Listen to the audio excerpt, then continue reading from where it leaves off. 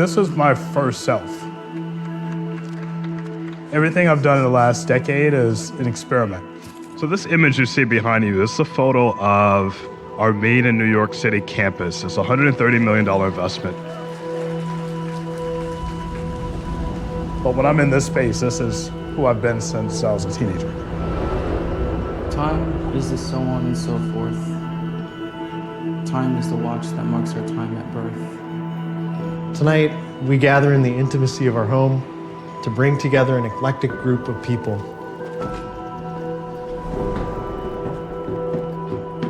We built our home with the intention of bringing together interesting people. And today, we're here to celebrate something specific: poetry. I haven't known Mark Anthony that long. I met him when he came to Baltimore, and I've found, I think passion's the right word for art and culture and all of those things. And I think part of the fascinating thing to me is that that's not what he's publicly known for. As I've gotten to know him, I would say he is incredibly talented in his public role, precisely because he is an artist, a poet. Again, I'm going to say thank you for joining us tonight for this very special performance of my good friend, the poet, Mark Anthony Thomas.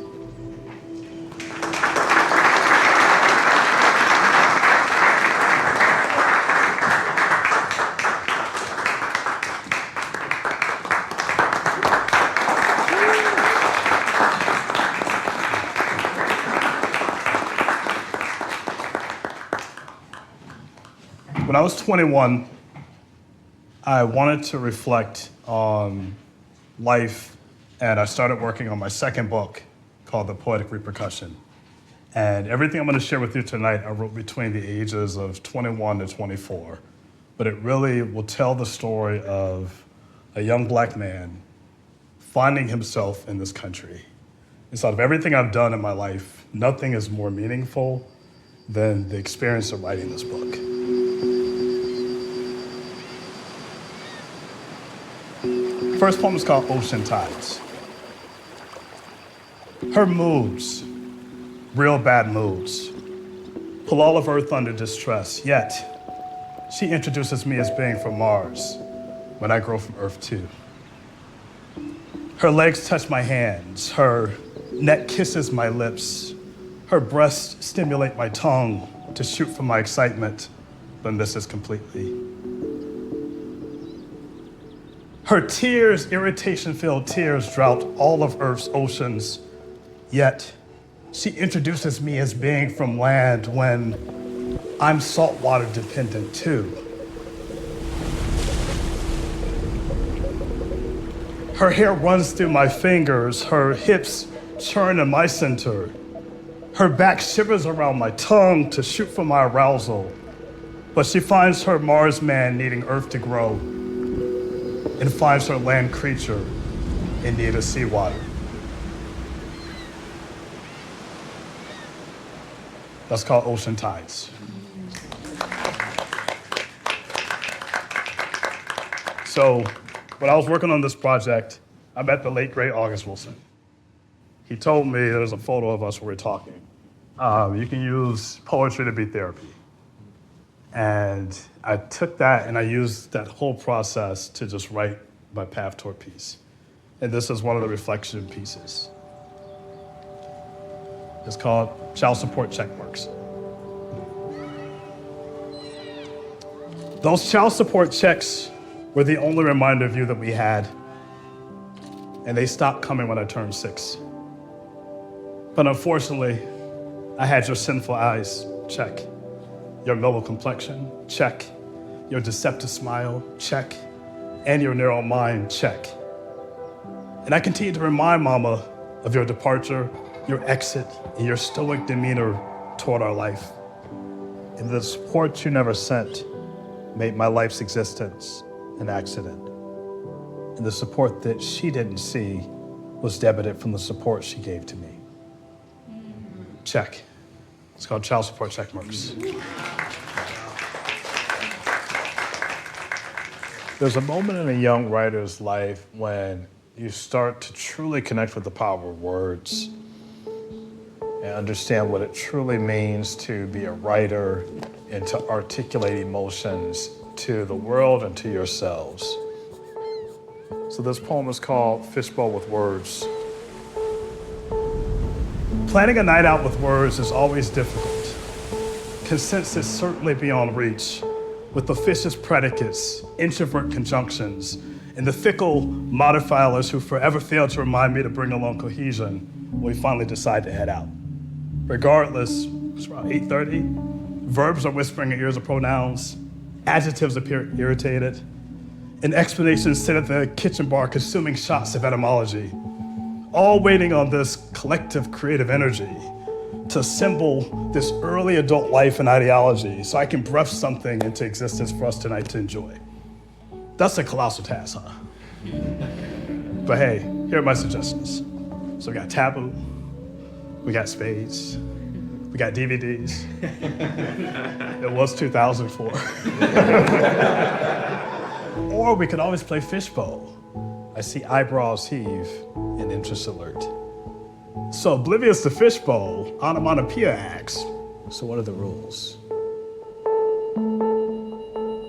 Number 1, we anonymously write down a topic or question.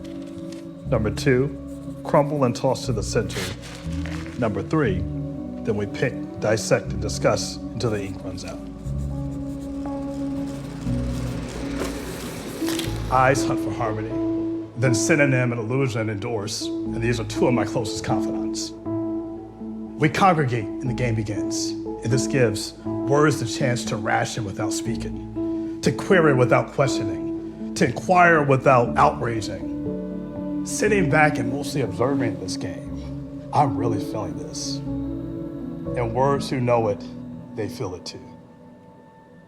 That's called Fishbowl with Words.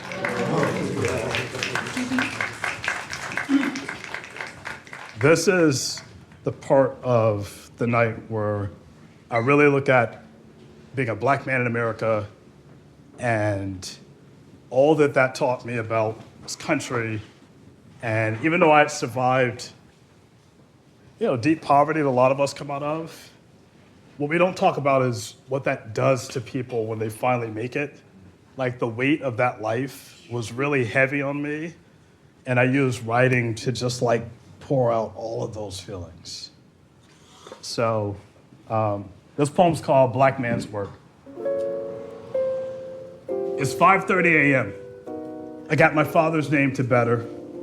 I got recession storm to weather. I got my Black women to clean, got affirmative actions and DEI to clean. I got ignorance to unlabel, got commodities to untable, got my families to unbreak, got confirmations to unmake. Why must I have to prove all that I said I can do? Why must I fight to be all that I said I can be? I got athletics to untypecast, got spiritual guards to unfast, got inferiorities terms to uninstill, got prison cells to unfill. I got video cameras on observe, got statistics fighting to uncurve, got inequalities to unendure, got predictions of failures to unsecure. Why must I confirm all that I said I could learn? Why must I show to be all that I said I can be as a Black man? That's my reality before my workday even begins. It's 6 a.m. That's called Black Man's Work.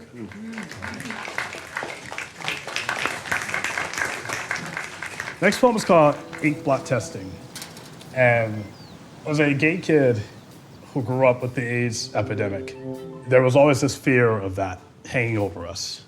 And so this poem is about my first AIDS test. Cold day, awaiting a clear picture. Hesitation, anticipation, thoughts of damnation and reprobation dilute any relaxation, which it should. Because if promiscuity wasn't fused into society as a normality, then maybe this problem would be my problem. Since we don't yet have a cure or a vaccine, the only thing that can halt the spread of AIDS right now is a change in the behavior of those Americans who are at risk.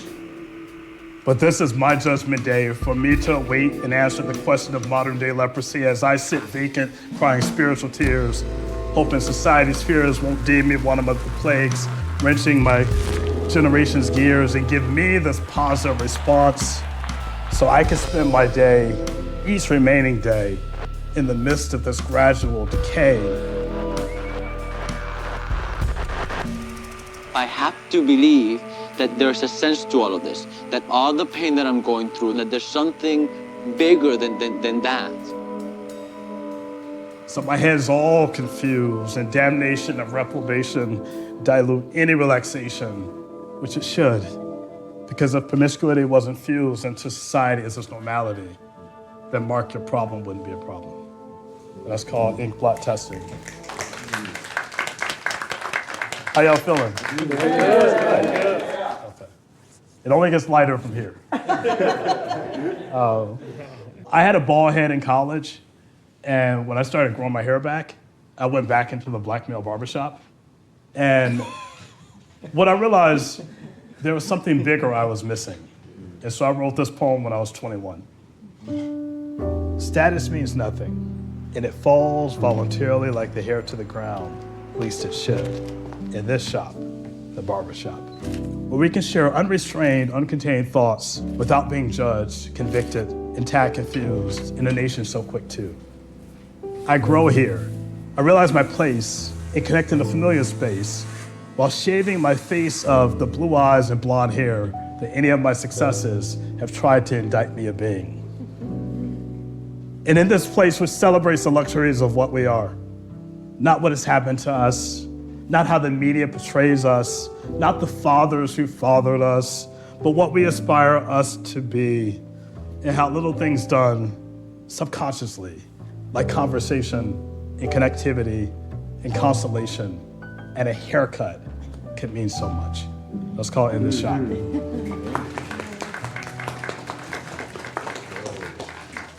So I'm gonna walk around on the next piece. This is called my declaration. And it was me telling myself I have to take control of my life. I don't have to be depressed. I can make things happen. This one's called the declaration. Under influence of influences, persuaded by pressures of peer pressures, living life to the fullest their way, and taking to heart what the proverbs say. Quiet, I need your undivided attention. Clear some space for my declaration.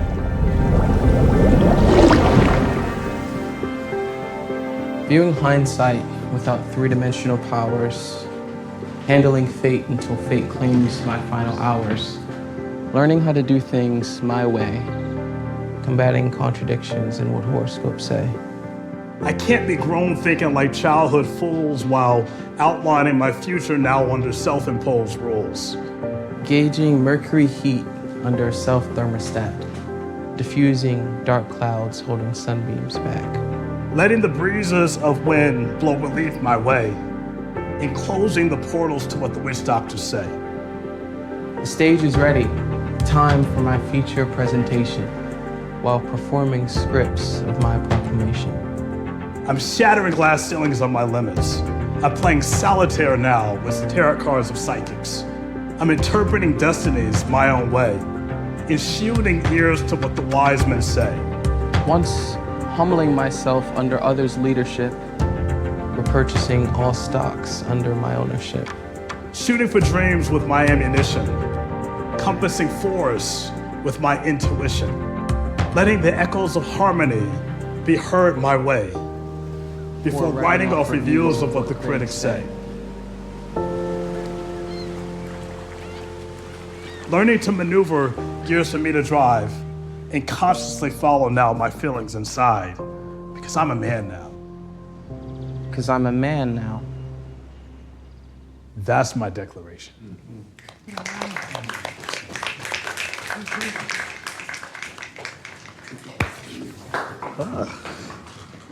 It's a lot of emotions, man. So I wrote this poem. It's actually not in the book, but I was asked by to write a poem for the Atlanta mayor that embodied the legacy of the civil rights leaders. And so I thought a lot about the work that they had done to lay the foundation for us. And I wrote this. It's called Even the Sky.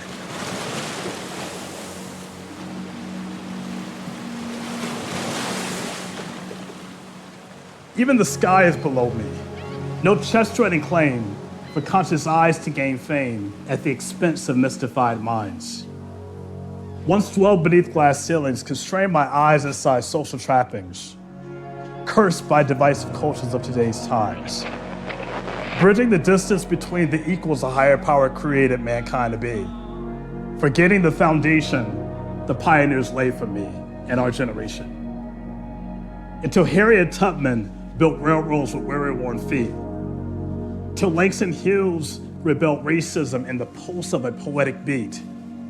Until Martin Luther King marched on against a violence-prone thread. And Barack Obama brought sheer optimism instead of allowing the clouds of limitations and excuses of divided nations keep me from touching the sky, which is why even the sky is below me. But sometimes I fall.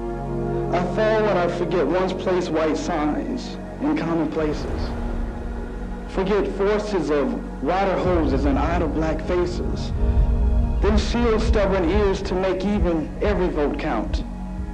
And depend on athletics as my academic way out. And bridge distances between the equals the Creator created mankind to be.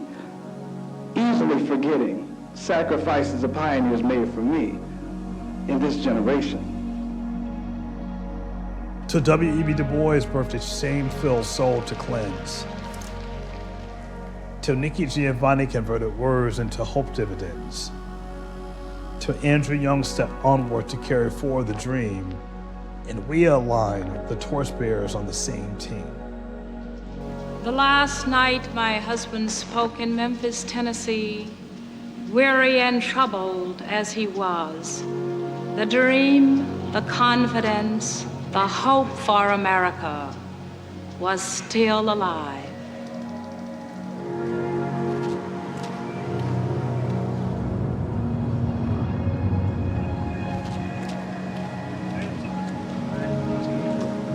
I take inspiration from things that are like actually happening in my life, and then sometimes it's just like random things. Like one of the poems I wrote was just about time, and ironically it was when I was graduating high school, so it was like a fitting theme kind of. To allow the storms of defeat unveil full circles to complete, propelling me to see the stars, which is why even Earth's sky is far below me. And it's not black, white, nor skin color free. It's capable of turning on the axis of harmony. As conscious eyes see the end goal to make divisive cultures take a hold, and finally, we can overcome. Let's call it Even the Sky.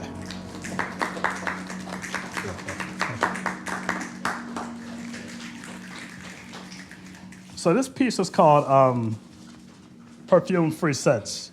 And this is my tribute to Black women. Yeah.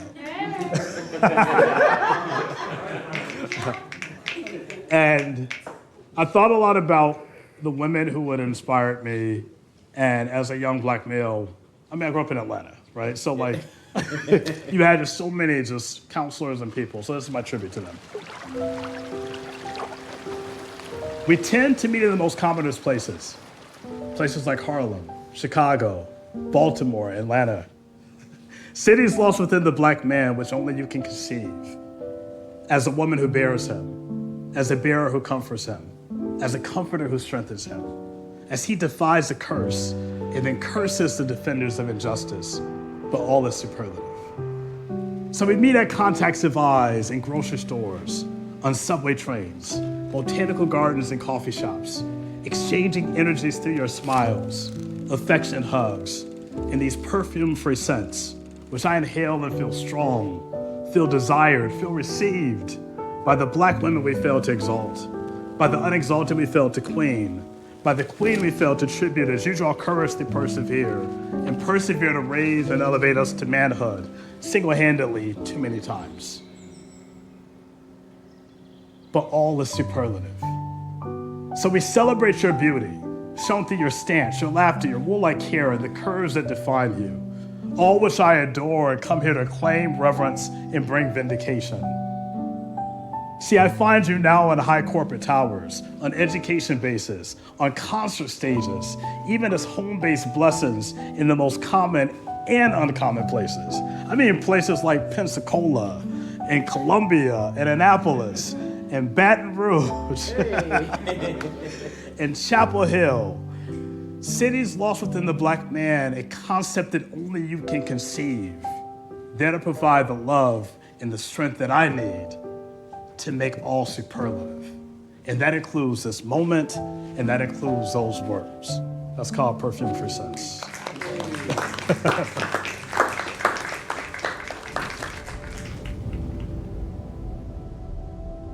This next piece is called Exactly Why. It's a love poem. You and I are a balancing act, as if we juggle the weight of our work days with the relaxation in our after hours. You toss me your mixed bag of day-long stresses. I hand you my thorn-filled flowers. The equilibrium conceives. But after the decks of cards fall and our 5-speed stall, it all leads to a goodnight kiss, exhaling after our culminations hiss. You collapse in my arms and I realize why. Exactly why. Me and you are a complementary two, as if our characters wrestle our traits with the complexities and depths of our conversations. I toss you feedback on what's on your mind. You hand me critiques of my elaborations. But then symmetry breeds. But after the bass drums dance and our passions prance, it all leads to fireworks inside, removing the silhouettes of our pride, for me to collapse in love in your arms. And we realize why. Exactly why. Let's call it Exactly Why.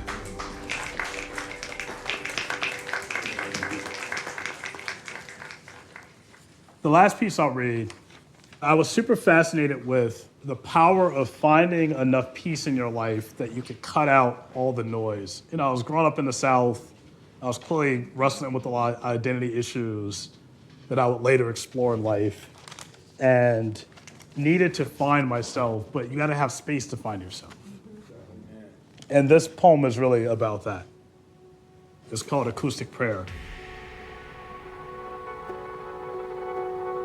Guitar in hand, music surrounds me.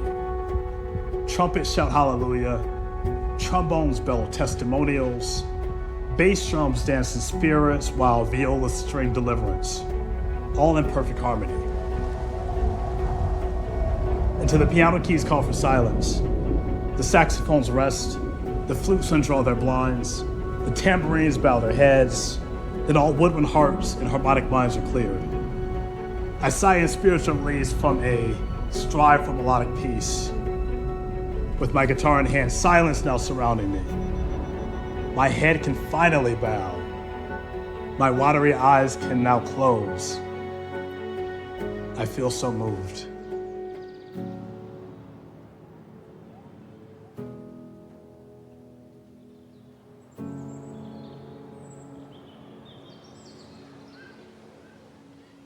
For I've journeyed to study the life art of reading, composing, and conducting the instruments that perform and create distinctive sounds that I've had to learn to spiritually identify, without sheets of reference for even the most foreign echoes of noise. And has my conductibility grown.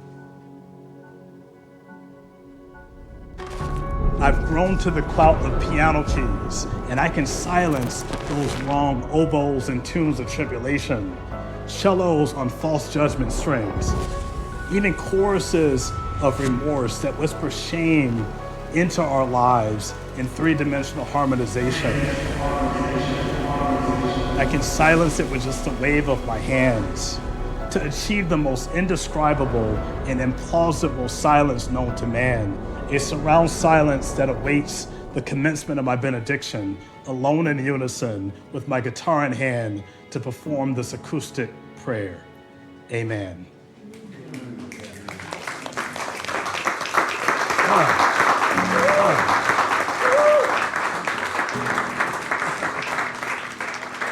When I was younger, there wasn't a person like me who was an older version of who I saw I wanted to become.